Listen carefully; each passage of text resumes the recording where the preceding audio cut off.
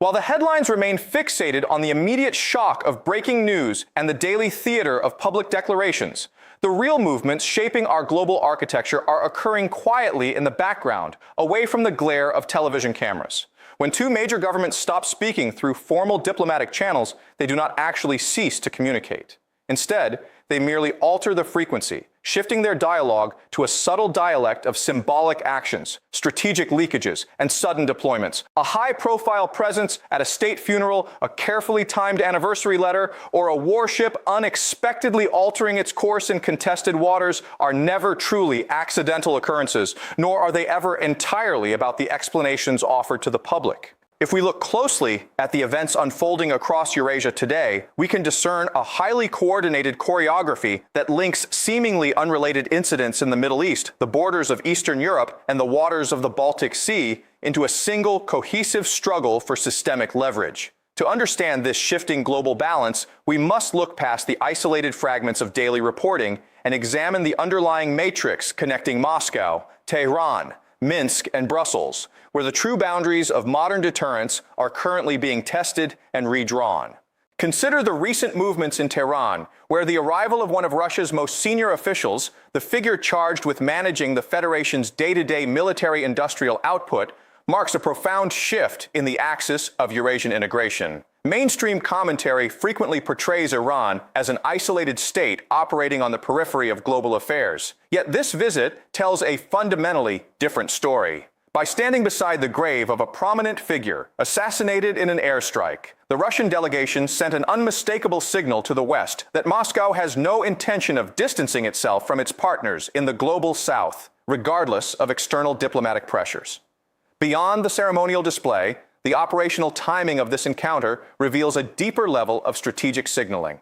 Just as the delegation arrived, informal communication channels tied closely to the Russian security apparatus suddenly leaked highly specific details regarding the impending transfer of advanced fighter aviation to Iran. This was not the usual vague promise of future cooperation that has characterized bilateral relations for decades. Rather, it included explicit production numbers, airframe statuses, and precise delivery schedules. This deliberate release of information serves as a classic instrument of statecraft, allowing a great power to signal its strategic intentions and establish a counterweight against Western pressure without committing itself prematurely to an unalterable course of action on paper. Furthermore, this engagement occurs against the backdrop of an opaque transition within Iran's highest leadership structure, suggesting that Moscow is positioning itself as an indispensable partner at a moment of perceived domestic vulnerability, effectively neutralizing the Western assumption that sanctions and isolation had successfully removed Iran from the broader geopolitical equation.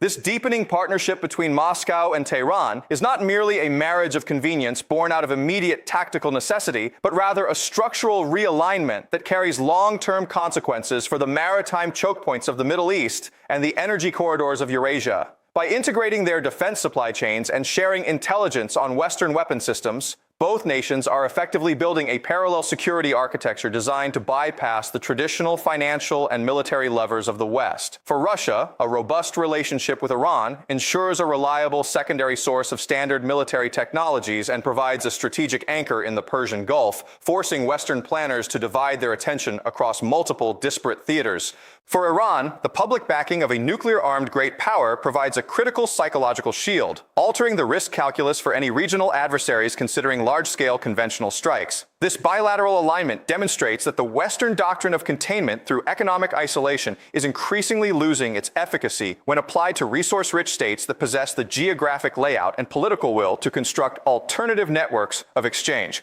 This pattern of structural consolidation becomes even more visible when we turn our attention northward to the plains of Belarus. During the recent commemorations of Belarusian independence, the official correspondence sent from the Kremlin appeared to casual observers as standard diplomatic boilerplate, filled with routine references to shared history and fraternal bonds forged during the Second World War. However, embedded within the text was a specific phrase regarding mutual cooperation to counter external threats and challenges, a formulation that carries significant operational weight. The pressures facing Minsk are neither subtle nor abstract, as Ukraine has increasingly attempted to alter the regional balance by demanding that Belarus dismantle critical infrastructure used to coordinate drone operations, cease the transit of energy products, and decouple its economy from the Russian Federation. Rather than yielding to these considerable demands, Minsk has chosen to leverage its alliance with Moscow, responding with public defiance while simultaneously entering into extended multi-day leadership summits that far exceed the requirements of a mere photo opportunity. A two-day meeting at a highly secured presidential residence is not a superficial display. It represents an intensive negotiation involving senior military planning staffs designing long-term contingencies.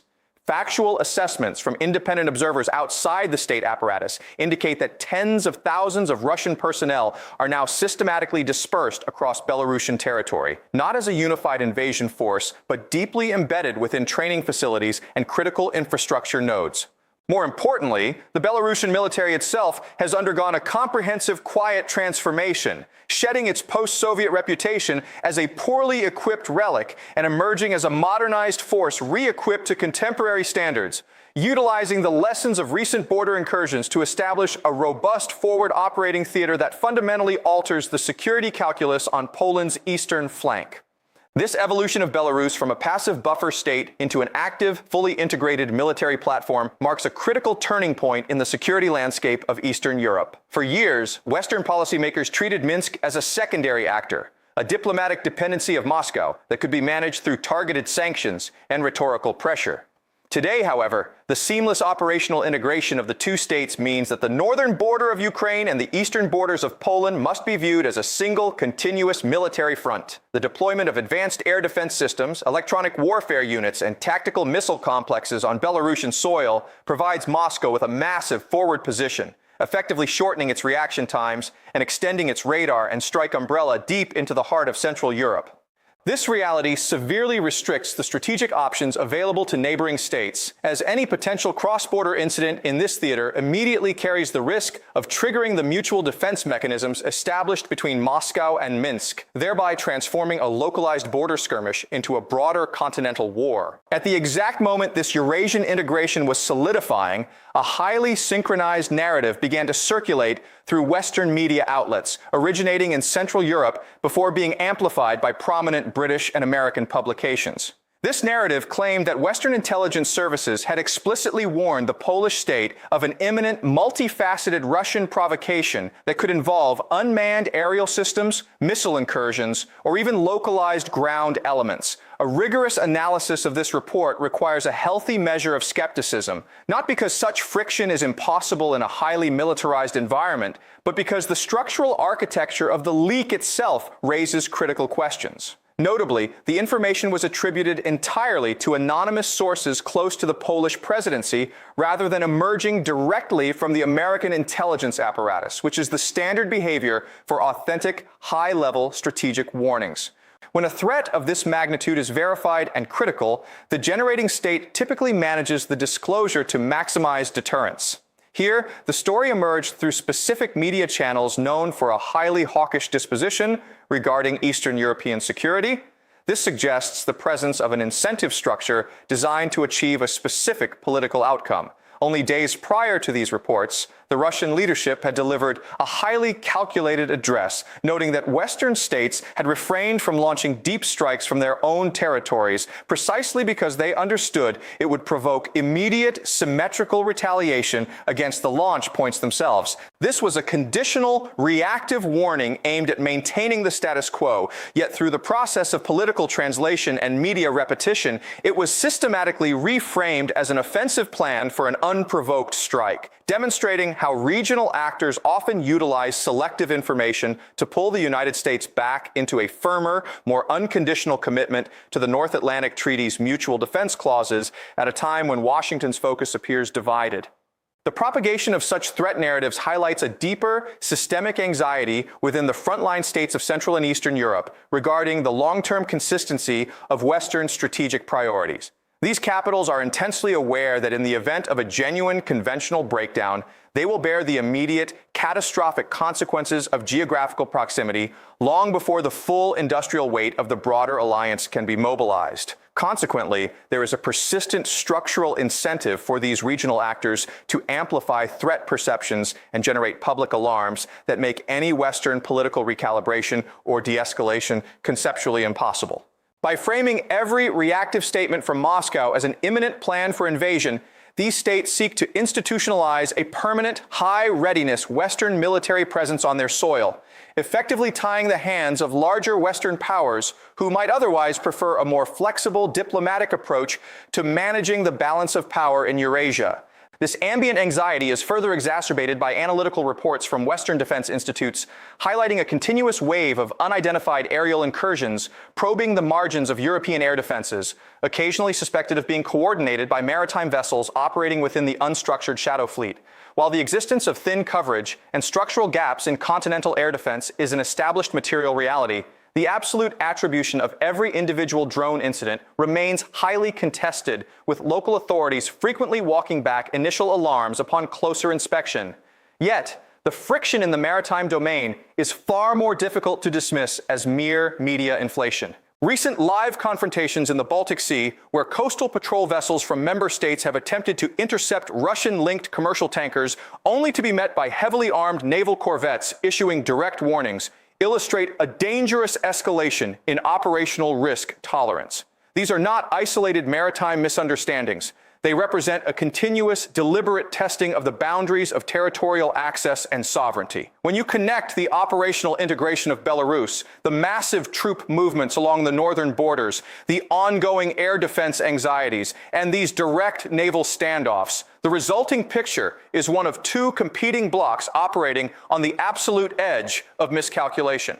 The unique geography of the region, defined by the heavily fortified enclave of Kaliningrad and its immediate proximity to Poland and the Baltic states, means that any localized tactical error between two vessels or two aircraft cannot easily be contained, threatening to instantly draw the wider alliance into a direct conventional confrontation where the underlying military geography, despite recent political expansions, still heavily favors the established regional assets of the Russian Federation. The maritime standoffs in the Baltic Sea also underscore the profound fragility of the international law of the sea when applied to highly contested narrow bodies of water bordered by adversarial states. The Baltic is no longer a peaceful commercial highway. It has been transformed into a highly monitored, militarized lake where every commercial voyage, legal transit, and scientific deployment is scrutinized through the prism of hybrid warfare. The presence of the shadow fleet, a vast, poorly documented network of commercial tankers transporting energy products outside the conventional framework of Western sanctions, creates a continuous source of friction as coastal states attempt to assert regulatory and environmental control, while Moscow views any such intervention as an unacceptable economic blockade. In this highly charged environment, the lines between commercial enforcement and military aggression become dangerously blurred, ensuring that even a standard maritime safety inspection could serve as the catalyst for a broader conventional engagement that neither side originally intended to initiate. Simultaneously, a separate but equally critical structural shift is occurring within the institutional framework of the European Union, marking a departure from decades of established strategic assumptions. For a considerable duration, Western policymakers operated on the premise that while Moscow viewed the expansion of the North Atlantic Alliance as a red line, it remained relatively indifferent to the eastward expansion of the European Union, viewing it primarily as an economic and regulatory body. That distinction has now officially collapsed. Senior officials in Moscow have begun explicitly articulating a new doctrine, stating that the European Union has systematically transformed itself into a military political actor that is actively allocating vast economic resources toward the militarization of member states. Consequently, the accession of any contested border state into the European Union is now treated by the Kremlin as functionally identical to NATO integration, effectively closing the door on any potential diplomatic compromise that envisioned a neutral security status paired with Western economic integration. This formal redefinition demonstrates that the space for traditional diplomatic ambiguity is rapidly shrinking, as both sides increasingly view every international institution through the zero-sum lens of hard military capability.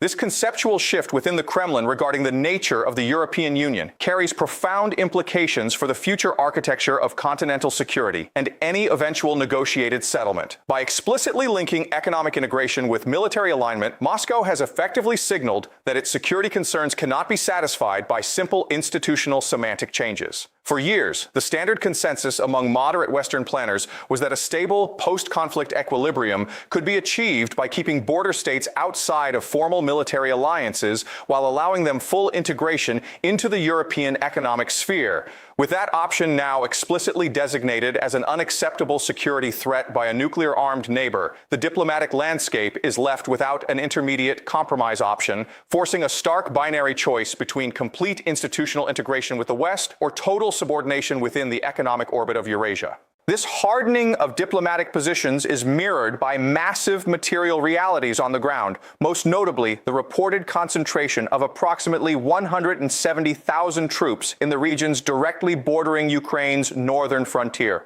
While some regional commanders have interpreted this immense buildup as an imminent plan to renew a direct offensive against the capital city, a realistic strategic assessment suggests that the immediate objective is more likely the consolidation of a permanent buffer zone designed to permanently stretch and pin down defending forces that are already facing severe operational strain across other sectors of the long front line. However, the true significance lies not in the immediate tactical interpretation, but in the sheer scale of the deployment. A force of this magnitude, supported by heavy self-propelled artillery capable of striking major urban centers from across the border, represents a significantly larger concentration of combat power than was utilized during the initial phase of the conflict. In the cold calculus of strategy, a deployment of this dimension is rarely sustained indefinitely as a passive deterrent. Its presence creates an implicit operational momentum that, when activated, will generate profound psychological shocks across Western capitals, irrespective of whether its ultimate territorial goals are localized or expansive. On the active battle lines, the operational tempo continues to show a methodical acceleration rather than the stalemate often described in superficial summaries. The systematic clearing operations around key logistical nodes like Lyman and the steady pressure toward the fortified heights east of Sloviansk and Kramatorsk demonstrate a deliberate grinding doctrine focused on the destruction of defensive infrastructure. The fact that forward units are now operating within visual range of major regional thermal power plants indicates that the conflict has reached the critical anchor points of regional defense, where the terrain changes and the material costs of containment multiply exponentially for the defending side. This grinding reality on the ground is accompanied by an asymmetric air campaign, where heavy strikes on central command nodes are answered by retaliatory drone deployments against maritime facilities in Crimea. While some commentators frequently describe these maritime strikes as turning the peninsula into a strategic liability, a neutral assessment reveals that localized infrastructure damage has not fundamentally degraded the core military projection capabilities located there. Applying the logic of strategic liability selectively to one side while ignoring the far more devastating structural degradation occurring in the central cities of the opposing state is an analytical error born of political sympathy rather than objective calculation. The continuing resilience of these critical military hubs, despite sustained aerial bombardment, underscores the enduring dominance of mass, industrial capacity, and geographic depth in contemporary conventional warfare. The contemporary battlefield has demonstrated that while high-technology precision munitions can achieve spectacular, media-friendly tactical successes, they cannot easily alter the structural realities of a conflict defined by deep fortifications, extensive engineering works, and massive artillery concentrations. The side that possesses the domestic industrial infrastructure to continuously generate heavy equipment, produce millions of standard artillery shells, and systematically replace its losses over an extended timeline inevitably maintains a long-term mathematical advantage over an adversary dependent on fragmented, politically conditional external supply chains. This structural disparity means that the operational initiative remains firmly in the hands of the larger industrial actor, allowing it to dictate the tempo of engagements and choose the timing of its localized advances across a vast front. Underlying this entire matrix of fear and acceleration is a profound structural anxiety regarding the long-term reliability of the American security guarantee. The current leadership in Washington has repeatedly and publicly questioned the fundamental equity of an alliance structure where the United States is expected to provide unconditional extended deterrence to nations that failed to offer meaningful material support during recent American confrontations in the Middle East. While this rhetoric can be understood partially as a coercive pressure tactic designed to force European capitals to increase their domestic defense procurement from American aerospace and defense manufacturers, its effect on continental planners has been deeply destabilizing. For decades, European governments constructed their foreign policies on the comfortable assumption that they could underinvest in their own industrial defense bases, adopt highly adversarial diplomatic postures toward their larger neighbors, and rely entirely on the promise of American military intervention if a conventional crisis ever materialized. Now, faced with an American political structure that is openly calculating the transaction value of its commitments, and domestic industrial base incapable of producing munitions at continental scale, and a highly experienced adversary operating on their borders, European leaders are experiencing a crisis of confidence. Historically, profound strategic fear of this nature does not lead to measured, rational policy. Instead, it frequently generates dangerous overreactions, tempting regional actors to escalate localized frictions in the hope of forcing a direct American intervention before the security umbrella shifts permanently away. This deep-seated crisis of confidence within European capitals is further amplified by a growing realization that the global distribution of power has fundamentally shifted away from the unipolar structures of the late 20th century. The strategic resources of the United States are no longer infinite, nor are they unconstrained by domestic political and economic polarization. Washington is increasingly forced to prioritize its commitments, balance its finite industrial output against competing crises in the Indo-Pacific, the Middle East, and Eastern Europe, and calculate the immense costs of maintaining a global forward-deployed posture. For European states that spent a generation prioritizing social welfare expenditures over hard military readiness, the sudden realization that they may have to stand alone against a fully mobilized, battle-tested neighbor is producing a form of geopolitical vertigo, driving their policy structures toward erratic cycles of public bravado and private panic that hinder the formulation of a coherent, long-term security strategy. Furthermore, this institutional friction is beginning to spill over into the international legal and financial structures that underpin the global economy, as evidenced by the intensifying legal battles over frozen sovereign assets. The recent rulings by arbitration courts within the Russian Federation against European settlement institutions holding these frozen funds represent the first opening salvos in a complex, long-term financial conflict that threatens to undermine the perceived neutrality of Western financial infrastructure. While Western institutions are aggressively launching countersuits within domestic European jurisdictions to protect their assets from seizure, the broader signal to international capital markets is deeply troubling.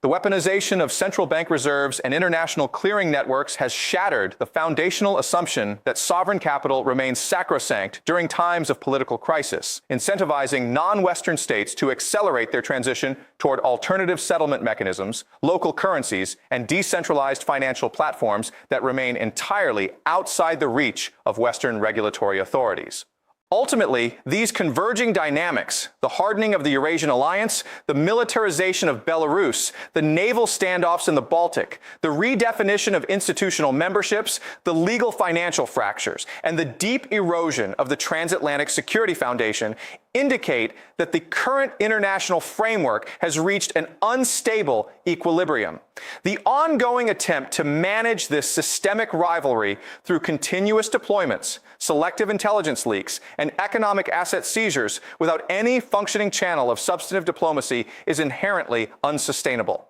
History teaches us that such highly pressurized systems inevitably resolve their contradictions in one of two ways, either through a comprehensive, realist negotiation that addresses the underlying balance of power, or through an unforeseen tactical incident that strips away the luxury of choice and forces a direct confrontation. As the structural margins of error continue to narrow across every theater, the fundamental question facing modern statesmanship is whether the international community possesses the strategic clarity to initiate the necessary conversation